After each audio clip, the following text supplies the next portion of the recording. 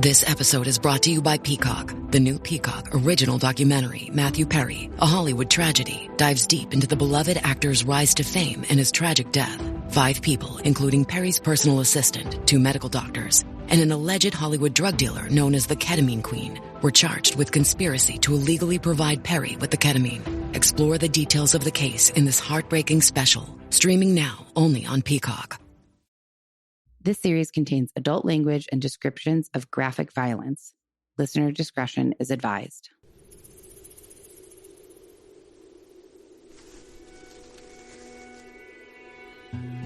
Okay, guys, hopefully third time's a charm, because I've already started this 2 times. This is the 3rd time now.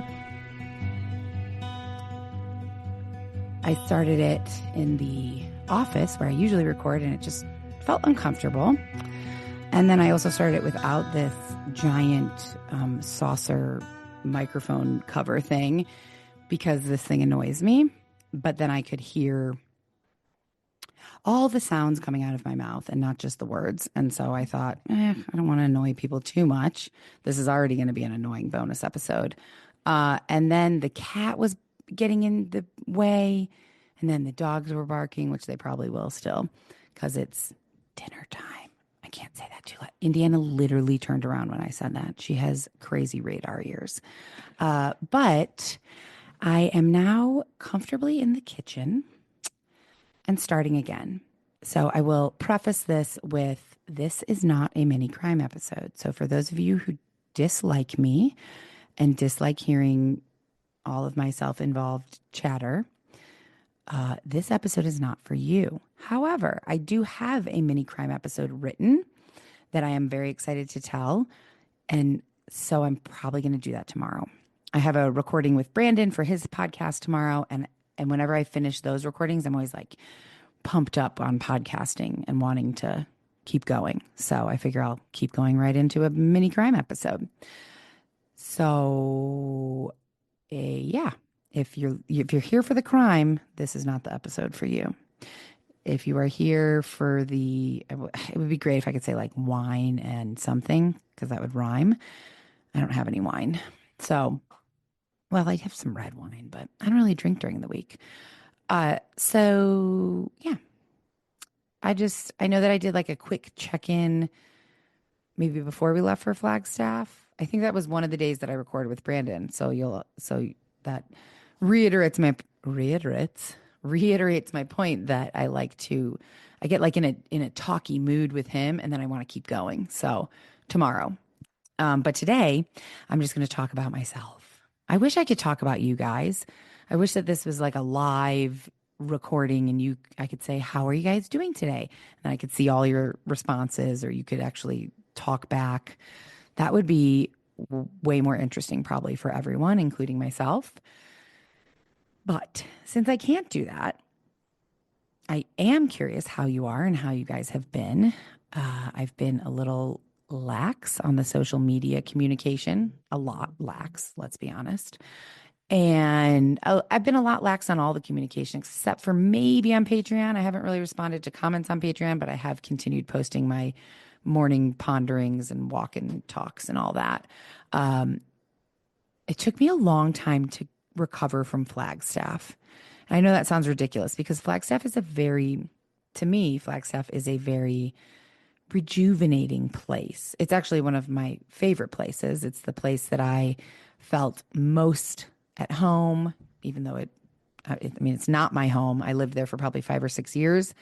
So it was temporarily my home, but it's not like I was born there or from there or anything. But it's the one place that has felt more like home to me than anywhere else. No matter who I was, like what friends I had or what I was doing, because there were different phases of life in Flagstaff for me. Phases with my sister, when she lived there with me, or I lived there with her. One of my best friends, Nicole, lived there for a while, but then she graduated and moved. And then I lived there for a while where I didn't know anybody. And I was just completely alone. It was just me and my dog, Capone. And then I lived in Greece for a year. And then I moved back to Flagstaff after Greece. And met a ton of people and had a ton of friends living in the same like Flagstaff Village apartment complex, and it was glorious and wonderful, and each phase was wonderful. I just really have a deep love of Flagstaff. I love the way it looks, I love the way it smells, I love the seasons, the people. I mean, I want to say everyone there is so amazing. I know that's an overgeneralization, but even this trip, like 20, not quite 20, but many years later, of not having been there except for we went there for Jackie's bachelorette. Izzy was still alive, so I brought Izzy with, and it was me and Jenna and Jackie and another friend of ours. And then Izzy came, and we stayed at a hotel there, and we went out to the bars, and Izzy came to the bars. Like I brought her out to all the bars until 2 a.m. She was a real trooper. But outside of that, I don't think I've really been back much, maybe one or two times until this past week. And it was just as wonderful and magical as ever. It's just a very beautiful place. It's small without being too small because the university's there. Northern Arizona University is there. And I love, it's just pine trees and forests. And it's at the top of a mountain. And it's a ski town because there's Snow Bowl right there, like 15 minutes from the heart of Flagstaff. And there's Sedona, about 40 minutes south of Flagstaff. So the hiking and the outdoor activities is unmatched. I mean, skiing, rafting, canoeing, hiking, rock climbing. I mean, there's just no shortage. It's a very kind of hippie granola town in many ways, which suits me. I love that. I just feel like everyone's friendly and it's an easy place to be happy. It's just a very happy place. It has an adorable downtown that now has gotten a couple bougie restaurants. It used to be just, like sports bars and pizza places, and it's bougied up a little bit, but I can't recommend it enough. If you live in an area that's close or easy to get to Flagstaff for you, go. It's not the easiest place. I mean, there is an airport, but there's no direct flights into Flagstaff. You're flying to Phoenix and then taking a little puddle jumper plane. But the drive from Phoenix to Flagstaff is beautiful and so enjoyable. And it's so amazing because you're going from Phoenix, which, again, I know we have listeners in Phoenix, and I apologize. I love you, but I hate your city. And I mean, Jackie lives there and Nicole live there, and they're two of my best friends. And I hate it. I hate Phoenix. And I don't even like to use that word usually, but that's how strongly I feel about it. I dislike it so much. To me, there are no redeeming qualities to Phoenix, Scottsdale, Glendale, Gilbert, any of it, any of the surrounding parts. It's just a giant highway parking lot in the middle of the desert. And there's no community feeling. You can't see the mountains from a lot of areas. Like Tucson is also in the middle of the desert, but it's beautiful. It's in the valley. It's surrounded by mountains everywhere you look. There's no highway running through the middle of the town. And I'm not trying to compare Tucson and Phoenix because there's no comparison, but I hate Phoenix. And however, it's really interesting to be driving from Phoenix, which is one of the ugliest places I've been, and then get on the 17 and start heading towards Flagstaff. And slowly the landscape starts changing. There's, first there's like shrubs, and then there's some bigger bushes, and then there's some small trees. And it just slowly starts going from this like vast, desolate desert to this beautiful pine forest on top of a mountain. I promise this whole episode is not about Flagstaff. I got a little carried away there. But that is just to say that it's a very special place. It's a special place to me, and most people that I know that have been there and spent any time there also love it. So I highly recommend. Mark and I had a great time. We got the coolest little Airbnb. I have to post pictures. I know I say that every, where's my pen? Hold on. I say that every recording, like, I have to post pictures about this. I really should be posting pictures from the actual episodes, but I really want to post pictures of this Airbnb because it was adorable. Very sweet. Great backyard for the dogs. Right in town. We could walk. We walked downtown from it. And so the first night we got there because traffic in fucking Phoenix is insane. It took us an extra hour because of construction on the freeway and traffic in Phoenix. I curse that place. So we got up there a little bit later, 6-ish, 5, 6, and we immediately had a cocktail. I think we had 2 cocktails.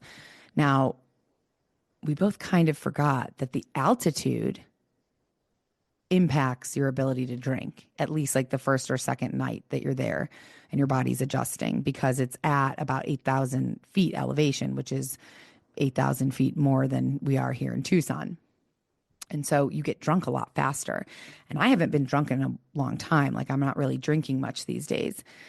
So 2 drinks, and I was like, and then we got in the car and went to the grocery store. 2 drinks, Mark was fine. 2 drinks, I was like, we got into Safeway and I was drunk, period. There's no other way to put it. And then I think it like kind of hit Mark a little bit. And so we bought everything because we didn't know, are we going to go out to eat? Are we going to cook? We're here for 3 nights. And so we bought like so much firewood. We bought all different kinds of booze. We both wanted something different for dinner. Anyways, we had a crazy shopping experience. And it was a Sunday that we were there. Well, Sunday must be a big grocery shopping day for college students because that grocery store was packed. It was like a party in there. So we had a really good time. And then we went home and cooked and listened to music, and we made a fire. There's a fire pit outside, which Henry loved laying by. Henry did great. I was a little nervous because, of his heart tumor. It affects his breathing. And I thought, with the altitude, it might be a problem. And so before we went, I said to Mark, look, if we get up there and Henry's having trouble, we're turning around and going home. And that's just how it's going to be. And he completely agreed. And that was fine. But he didn't. It didn't seem to affect his breathing at all. He loved that it was cool out because it was chilly. He loved the fire pit. And so we had a really fun time our first night just doing basically exactly what we do here, which was drinking, cooking, dancing, and enjoying this very cool Airbnb. The next day, and I promise I'm not going to give you like a full breakdown of every moment, but we went to breakfast. And so I was trying not to be bossy. Like, I lived here. Let me tell you where we're going to eat. So I said, why don't you find a breakfast place that you want to go to? Also, I'm not like that hungry in the morning, so I didn't care that much. And so Mark was like, I really want chicken fried steak. I've never had it. I don't even exactly, well, now I do, but I didn't even exactly know what it was. That would never guide my breakfast decision. But I said, okay, great. Because I can eat anything. So fine. Find a place that has chicken fried steak. And he did. And so we started driving there. I put it on the map. We start driving there, and it's actually about 10 minutes outside of downtown Flagstaff. I was thinking we just walk into downtown and have breakfast somewhere cute downtown because there's lots of places. Well, this is about 10 minutes, 15 minutes outside of downtown, down Route 66. And we pull in, and I'm like, well, where is it? This is a motel or a hotel. I don't know. And he's like, I don't know. And we're looking, and I'm like, oh, no, it's the restaurant at the motel. He's like, oh, well, do you not want to eat here? I was like, no, who cares? I mean, like, it may be good. Might be good. And it was. He enjoyed it. It was fine. And then we walked around downtown. We went to one of the dispensaries there. Really nice dispensary called Noble Herb, I believe. And then we did the coolest thing. We were both feeling a little bit hungover from the night before. And the next day we went to the Grand Canyon. So I was like, we got to like shake this hangover off. And so we went to High Country Motor Lodge, I believe it's called, also a motel. We had a lot of motels during this trip. It was one of the most beautiful motels. Obviously, they recently, I don't even know if they renovated it, but they definitely redecorated it. It looked like they had somebody from like The Great Gatsby come in and redecorate. The whole entire outside of it is black. And the inside of it is equally like dark colors, but like with these beautiful amber lights and dark purples. And it was stunning. I'm going to post pictures of it. Let me write that down as well. My feeble brain, Motor Lodge. And so I saw something on their website. I was looking up because I was like, it'd be fun to go in a hot tub when it's cold in Flagstaff. The Airbnb didn't have a hot tub. And like, I don't know. Are there places where you could just go use a hot tub? I don't know. So I was researching it and I came across this High Country Motor Lodge that said you can do the Nordic spa experience. We didn't really know what that was, but it said it was $50 for two people. And I was like, let's try it. So we both forgot bathing suits. So we had to go buy bathing suits. And then we bought bathing suits and we stopped at Goodwill just to look. And Mark walked away with two of the nicest jackets for, I think, under $50. He got a North Face jacket and a Marmot. It's like an outdoorsy brand. I feel like that's a weird way to say it, but I think that's how you say it. Marmot. Anyways, so nice. And he brought up a good point. He was like, we need to come up to the Goodwill in Flagstaff like at the end of the year and at the beginning of the year, because students who are in Flagstaff just for school and are either moving home for the summer or graduating and leaving, a lot of them probably, there's a lot of people from California, Nevada, I mean, warm places, generally warm places that don't need all this ski gear that they buy when they get to Flagstaff.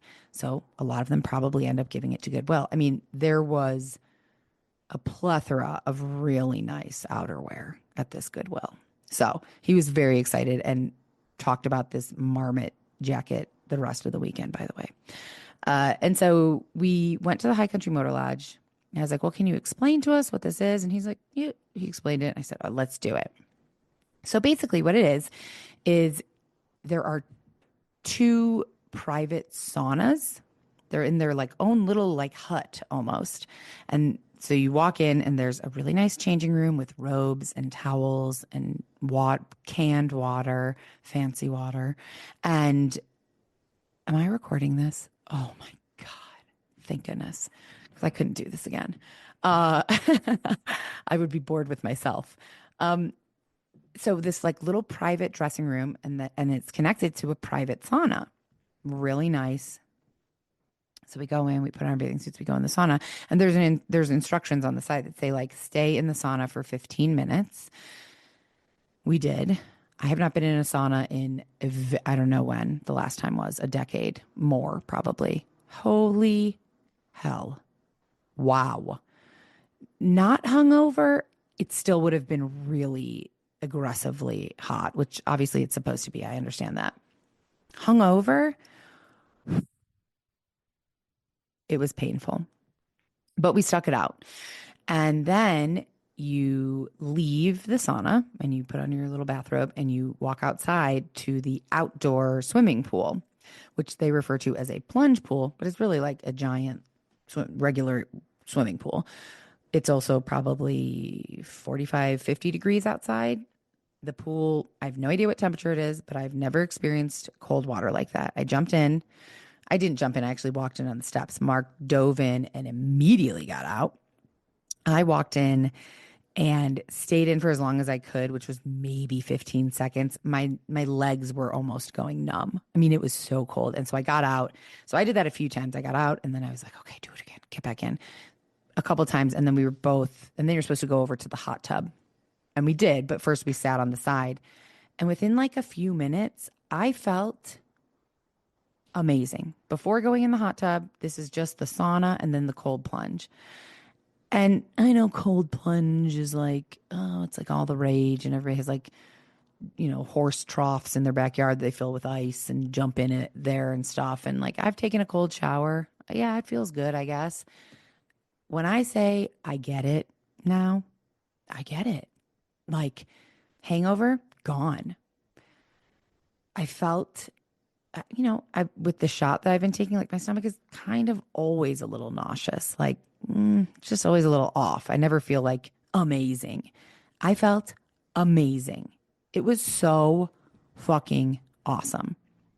I was like, that's it. We're getting a horse trough. We're putting it in the backyard. We're just going to get it. We have to get an ice maker so that we can fill it up with ice all the time. And I want a cold plunge every day, which is like very par for the course with me. I become obsessed with things and I will do them incessantly until then I'm like over it.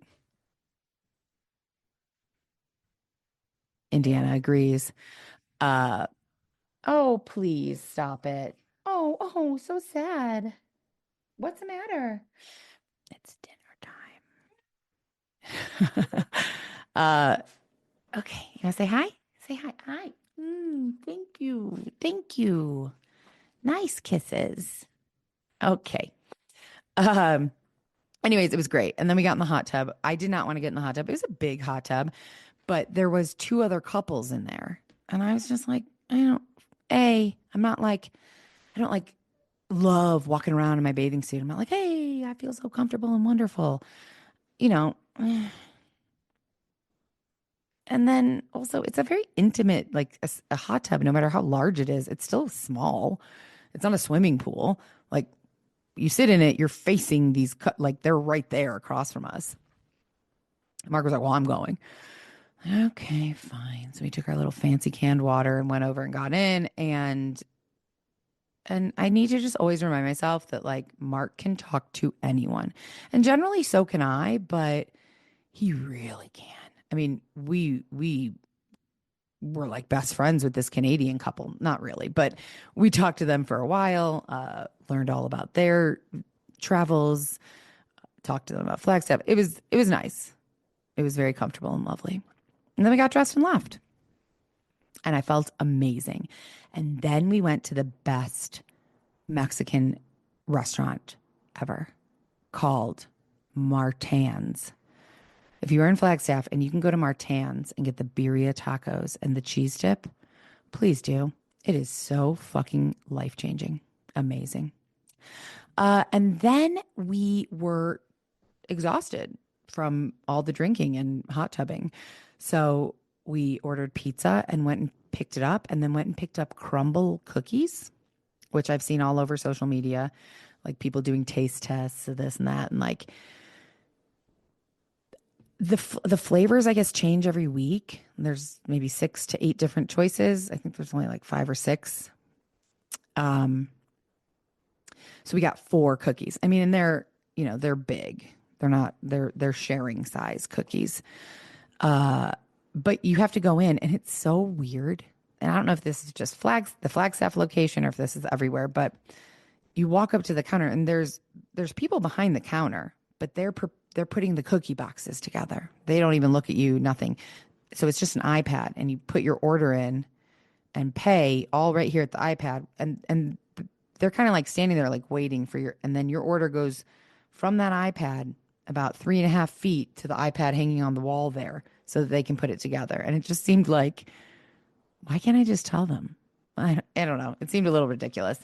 But at the same time, I did mention that Flagstaff is kind of a hippie town. So I think like that's probably it definitely was when we were there. There was a line.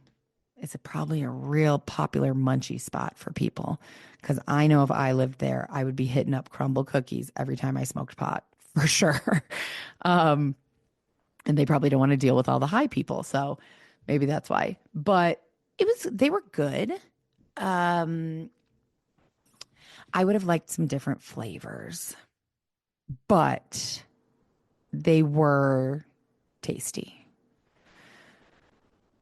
That's all I really have to say. I guess I wouldn't be very good at reviewing things. Like Mark, but some of them Mark got 2 things that weren't cookies. He got like a French silk pie, which came in like a little mini pie thing, and it had like a cookie crust, but then it was literally French silk pie on top of it. And then he got a vanilla cake, which was a miniature little bundt cake. Like, these aren't cookies. I got a banana cookie with frosting, which I thought would be disgusting. It wasn't. It was good. And then the only other one they had was a Biscoff lava cookie. And Biscoff, like, what is it? Delta flights? I don't know. There's some airline that gives you these Biscoff cookies, and I don't know what flavor they are. They're like cookie flavored. They're butter flavored. I don't know. It was good. I'd be satisfied with an Oreo. Just saying. Um, then the next morning we got up and we went to the Grand Canyon. We were going to go early to watch the sunrise, and then we didn't because it just was too early. So the Grand Canyon is an hour and a half from Flagstaff. I've been before. I did not remember it was that far away. It was many years that me and Jenna went with some of our friends when I think we were both living there. And so we went, and look, the Grand Canyon is spectacular. It's beautiful. I would love to hike down into the Grand Canyon, and there's like a lodge at the bottom, at the very bottom, that you can stay at. That would be cool. You can ride donkeys down. That would be cool. But just to go and kind of like look over the railing and just like, wow, cool. It's beautiful. And that's it. Let's go. Driving an hour and a half seemed like, but Mark has never seen it. And he's lived in Arizona his whole entire 43 years of life. So we had to go. And so I was fine with going because, like, I don't care. We could go stare at a wall and we'd have a good time. So we had fun in the car ride and stuff. But I wasn't expecting much. I was kind of like, we'll look at it. Maybe we'll drive from one scenic vista to the next, and maybe we'll get like some lunch. And we got there, and it is like fucking Disneyland. Not exactly, but okay, not even close. However, I forgot what it was like. I thought you just kind of drove up and like parked, and then there it was.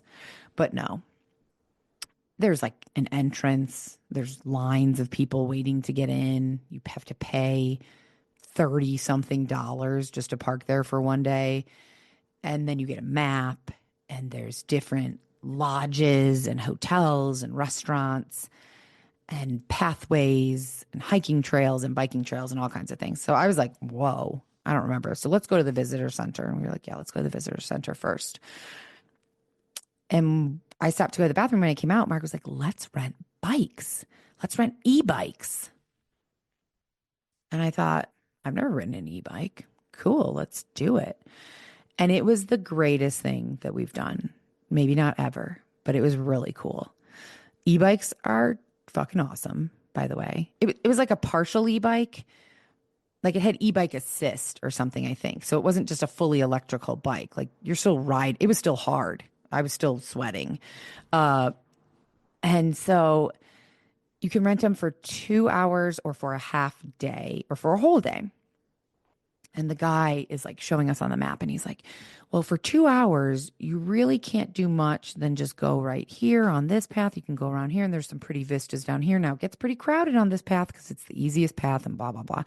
And we're like, well, we want to do this path that like goes all the way around, most of the South Rim. And he was like, yeah, you're not gonna have time to do that. And we're like, okay. He's like, because you got to ride it from here where we're picking the e-bike up at the visitor center all the way, blah, blah, blah, all here. And then you get to the scenic part. And we were like, okay.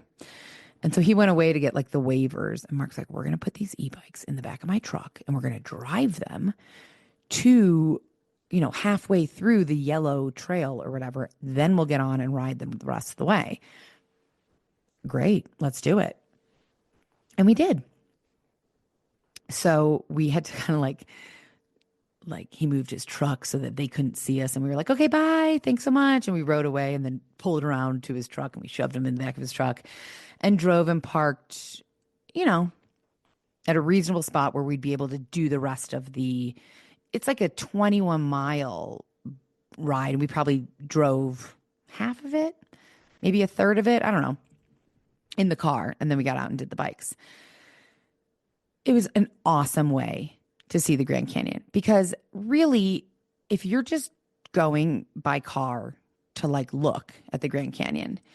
There are pullouts all along the South Rim. And so you pull off, you get out, you look over the railing, you take a picture. Great, cool. Get in your car, drive to the next one, which is, I don't know, 3 to 7 minutes down the road. And that's all there is to do, which, like, okay, but once you've seen one scenic vista, do we have to keep going? But on the bike, it was awesome because we were kind of like, oh, yeah, we could see the scenic vistas. We're riding by on the bike, and some we pulled over, some we didn't. But the ride itself is scenic because part of it you go through the woods, and it was just beautiful and it was fun. And we're like you're riding on the side of the road for a good part of it, but there's not that many cars. And I will say that some of the places we stopped and took pictures, again, I will post them. Grand Canyon, sorry, writing that down. They were stunning. As much as in my head, I was kind of like, okay, it's a big hole in the ground. Yeah, it's pretty, but like, whatever. It's stunning. It really is. It's breathtaking. And while I still stand by, like, once you've seen one scenic vista, do I need to see 8 more? No, probably not. But it's the first, like, I haven't seen it in, I don't know, 15 years. And so seeing it for the first time, it takes your breath away. And Mark had asked me, like, are you scared of heights? A lot of the places that you pull off have a railing, a safety railing. And a lot of them don't. I mean, you can definitely just like walk out on a ledge. There's no one being like, oh, that's not a good idea. Don't do that. We were talking about like, well, if I like couldn't go on in my life, or I knew I was going to die in the next, month, and I wanted to just do it myself, you could just come here and just take a swan dive off of any part, really. It kind of was shocking, actually, how dangerous it was or could be. I would never bring small children there unless they were like on my back, because it's just, there's so many opportunities to walk straight out onto like a ledge and bye. Where was I going before that? I don't remember. The biking, I don't know. It was cool. It was really beautiful. It was really fun. Loved an e-assist bike. And so when you're driving up to Flagstaff, there's road signs on the side of the road. Shocker, I know. That say, elk for the next 10 miles, 15 miles, whatever. And elk are common in Flagstaff. Well, the whole time I lived there, I never once saw an elk. And I went walking in the woods almost every single day, sometimes twice a day. Never once saw an elk. And so seeing those signs reminded me, like, oh, I've never seen an elk and I really want to. I was like, I really hope we see one on this trip. I thought, well, we're not like going hiking. I'm definitely not going to. And then I had to preface it when we were driving. I was like, I really want to see one not like coming through our windshield, because that does happen. I don't want to say frequently, but that is not uncommon, because the road to the 17 to Flagstaff, you're winding around a mountain. You're just kind of going up, and in the winter with the snow, and there are no street lights on a lot of the 17. So it is pitch black. And that is something that you hear about people, hitting elk, unfortunately. And very unfortunately, often the people die. I mean, elk are big. So we made it all the way to the end of the trail, and we turned around. We were coming back, and I exercise. Mark does not. So I was like, all right, slowpoke, like, I'm going to take the lead here. I can bike ride you into the dust.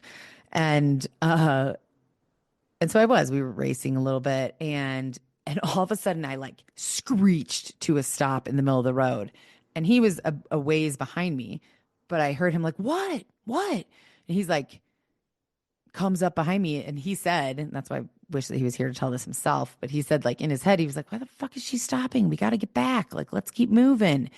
But I stopped because literally an arm's length from me, like we're riding on the side of the road, on the little white line on the side of the road. There's an elk right there. Just, I could have touched it. I wanted to, but I didn't want to scare it. And then I noticed, oh no, it's not one elk. It's like seven. And they were all just eating, foliage or whatever.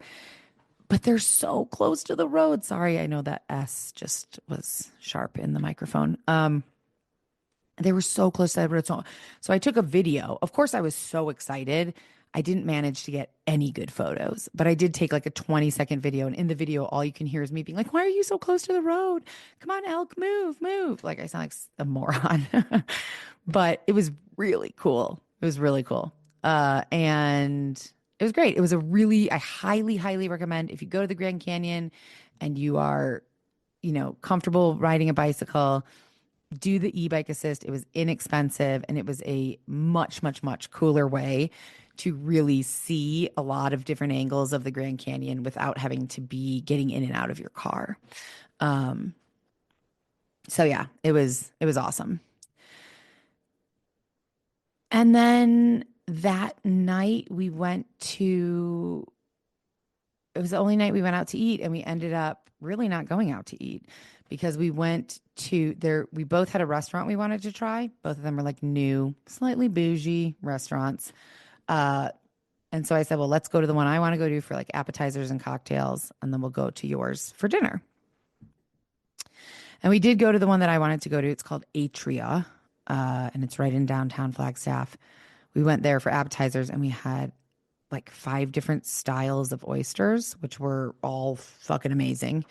And then Mark got beef tartare, which I've never had. I think Michael made it one holiday season. No, not for me. I love tuna tartare. I love raw fish. For whatever reason, I just cannot get behind eating raw beef. But he ordered it because he really wanted me to try it. And I said, okay. And I was picturing I've seen beef carpaccio before, where it's so, God, those S's are really rough in this microphone. I apologize. But where it's so thinly sliced, kind of like a tuna carpaccio, I guess. I could see that. That would be more palatable to me. And Mark did say that this is not typically how they serve beef tartare. It was like a giant, thick piece of sourdough bread with a pile of beef tartare, chopped beef tartare on top of it.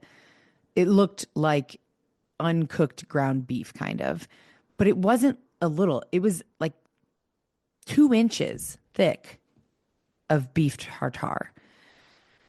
And he said that that's not a typical preparation, but he wanted me to try it. And I did. And really, the flavor, awesome. I mean, it tasted good. I just can't get past in my head that it's raw beef.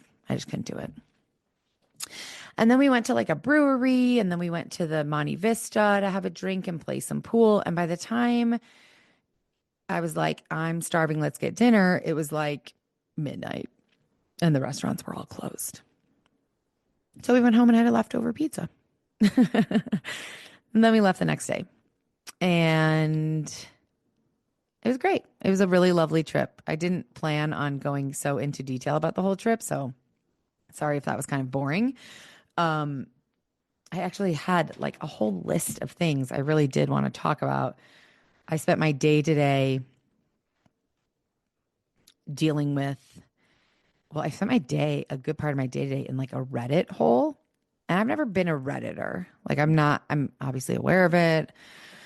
Sometimes when I'm looking something up, a Reddit thread will pop up or whatever, but I've never really dove deep into any kind of Reddit. I've never like posted on Reddit.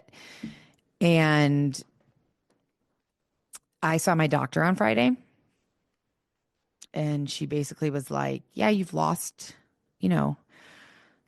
since June, I've lost 30 pounds, but I have, to be at a healthy weight, I still have 40 more to go. And I saw her in October, and she was like, Yeah, nothing's really, you really haven't lost. I mean, I've lost maybe 10 pounds since October, which should not be the case. It's not like I don't have any more weight to lose. I do. And I'm still taking this semaglutide shot from hims and hers and going broke trying to do it. Like, Mark's having to help me with it. All my all my dog walking money's going to it. I can't afford to be doing this if it's not working. And it's not. And I kind of just thought maybe I hit a plateau, like, okay, or it's just slower. And she was like, no. She's like, you know, that semaglutide, which is the same as Ozempic and Wegovy, they're designed to help people lose up to about 30 pounds. And some people, sure, lose more. Some people lose less. But that's about what they're for. And she was like, and if you're not at a 3-month plateau, like it's not working for you anymore. And I'm at the highest dose.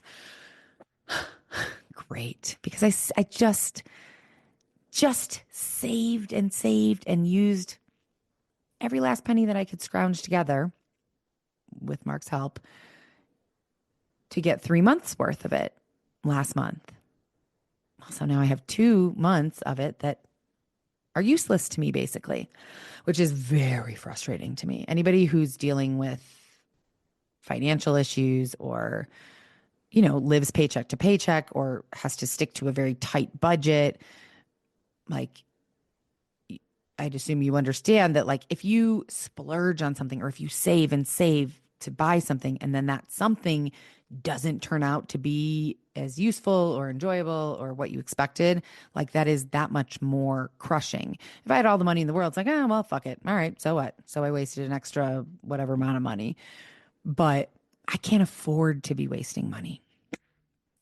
So my doctor said she would call me in a prescription. This is probably too much information, but I'm going with it.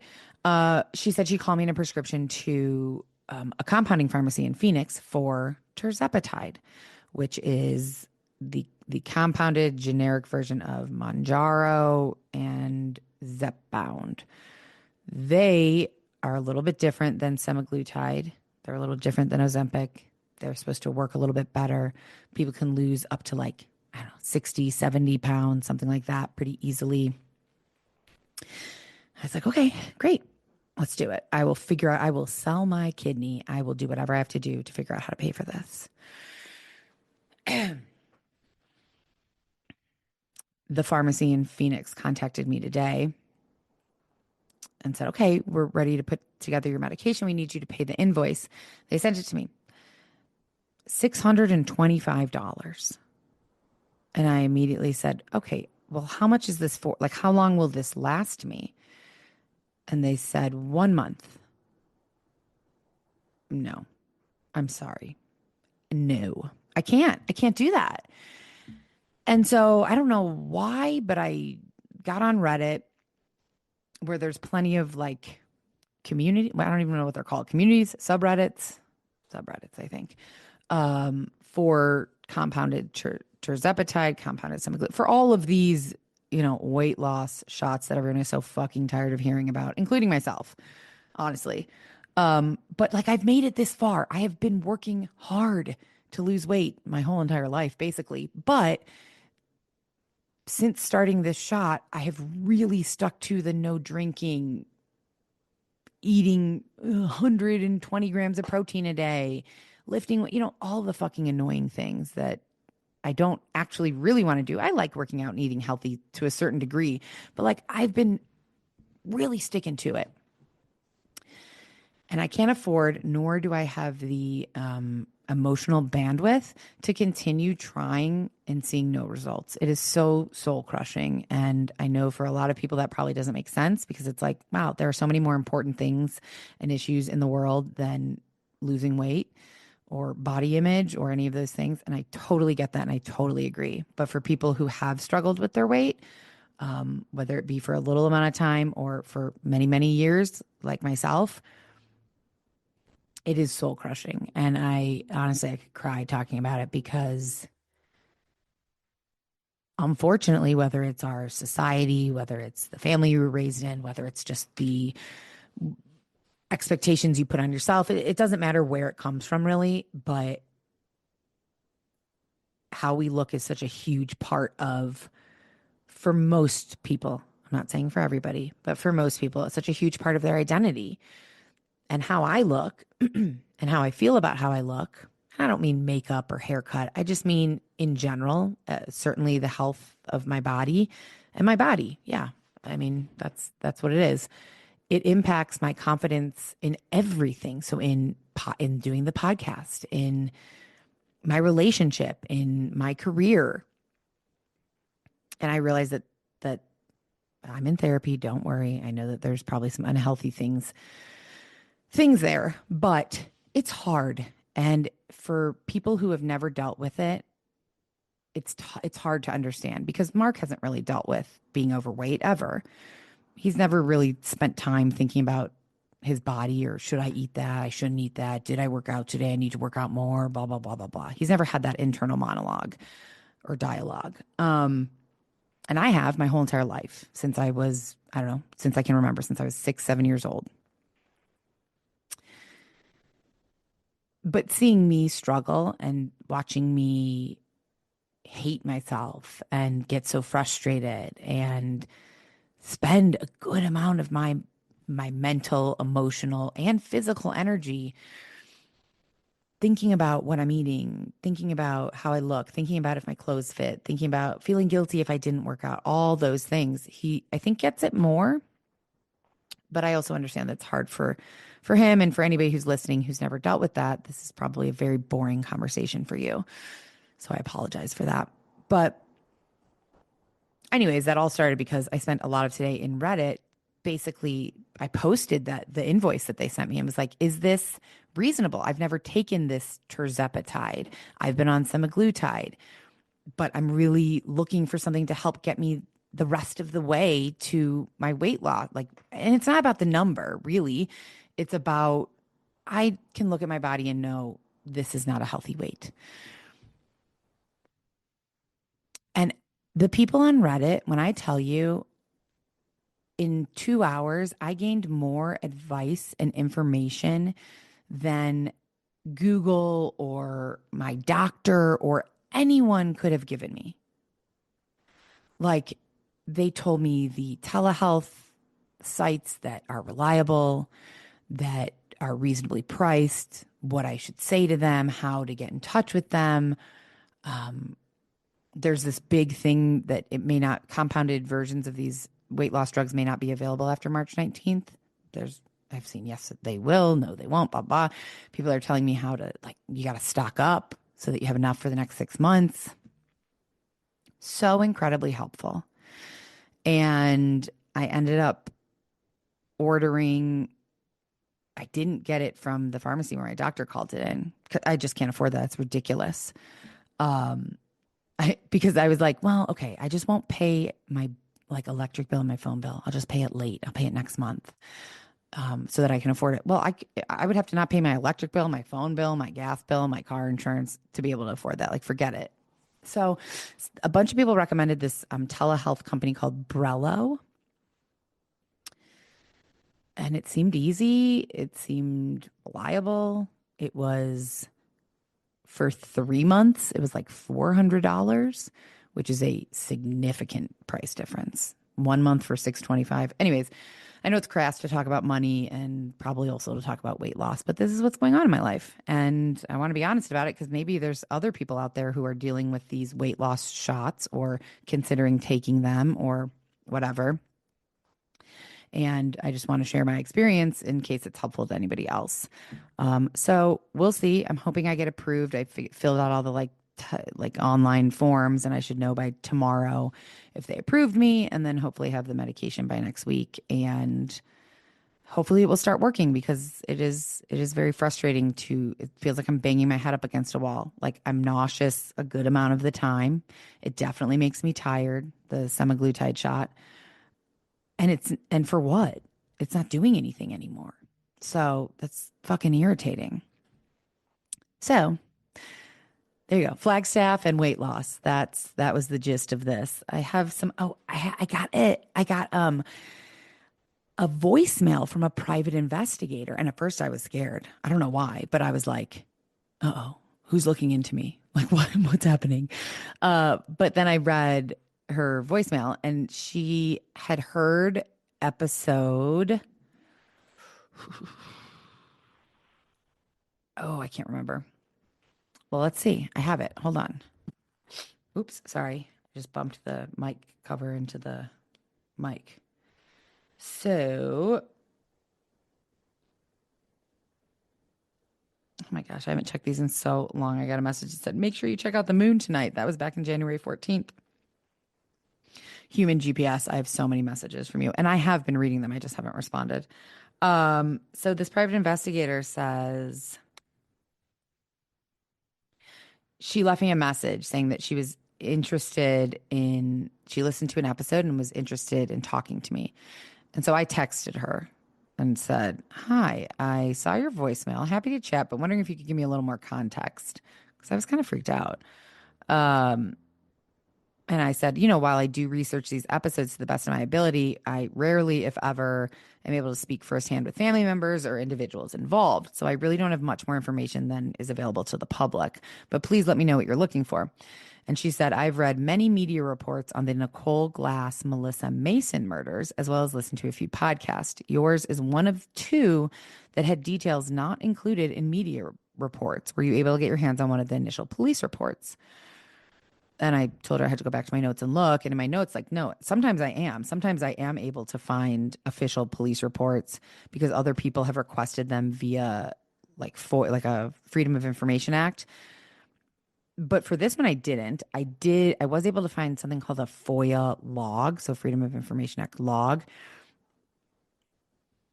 It's very long. I don't know if there was any helpful information. I couldn't remember if I'd actually used it in the episode or not. But I told her and she said, great, can you email it to me? And I did. I don't know if it'll help her or not, but I hope it does. I mean, the family, I think she said in her voicemail that the family has hired her. The family of one of those girls hired her to continue looking into this case. So I would be so happy if something that I came across on the internet was able to help her and she could get the family some answers. That's probably a really long shot, but think positive, right?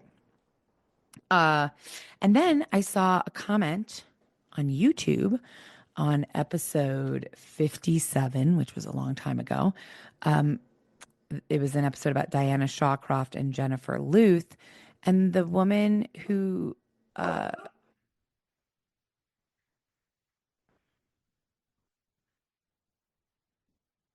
Indiana sees someone outside.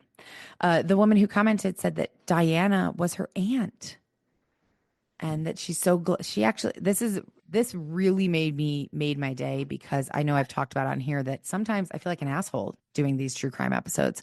Like, if I'm being completely honest, if my mom was murdered or my aunt was murdered, Indiana, enough. I heard someone someone who didn't know us except for what they've read on the internet, did a podcast about it, I think I'd be pissed. I can't say for sure, but I feel like that would annoy me. And this woman said, Diana was my aunt, and I'm so glad that she's still being talked about, and there's still, the people are still shining a light on this case. Hopefully, one day we can have more answers. And that is the first time I've ever heard from somebody who knew or was a family, not knew, because I have heard from some people who knew people in the cases, but that's the first time I've ever heard from a family member of one of the victims of one of these cases. And it just, it felt like a big sigh of relief, because if I do think too hard about it, it makes me not want to do this. I would love to do this. I'd love to just sit and chat with myself and have you guys on occasionally and just chit chat. But it makes me, if I think too hard about the families and how finding out that their loved one is the topic of a podcast, I don't know. I can't disagree with some of the people out there who say that like true crime podcasts and stuff and documentaries and stuff like that are glorifying it, are giving too much attention to the murderers, are not taking the cases seriously. And I get that. I could see that. So it was just a really nice thing to get that comment. So thank you for commenting. I have a bunch of more things to talk about, but I'm starving. The dogs are starving, and I feel like I've been on here for about an hour. I did not plan to talk about Flagstaff for so long. I apologize if that was boring. And yeah, I have more. I have a few other things, but we'll do it tomorrow. I'll do the mini crime story and catch up on some of these other things. Yeah. Okay. Thank you for listening. If you listened, thank you for always listening. If you always listen, and I hope everyone is doing well, having a good week. It's almost the weekend. It's almost daylight savings time, which I hate because then I'm 3-hour time difference from Jim in Florida, which is annoying. So I'll leave you with that little annoying bitching fest of mine. And yeah, thank you guys for always supporting me and letting me be me. I appreciate it. And I will talk to you guys tomorrow. I hope you have a beautiful night. Ooh, if anybody is looking for something to watch, here are my recommendations for right now. Paradise on Hulu. Oh, so good. That's actually it. I'm just going to leave you with Paradise on Hulu because I love it so much. Okay, guys. Talk to you tomorrow. Love you. Bye. Death by Southwest is hosted by Jenna Schneider and Margot Carmichael. Executive produced by Margot Carmichael. Produced by Jenna Schneider. Audio editing and sound design by Margot Carmichael.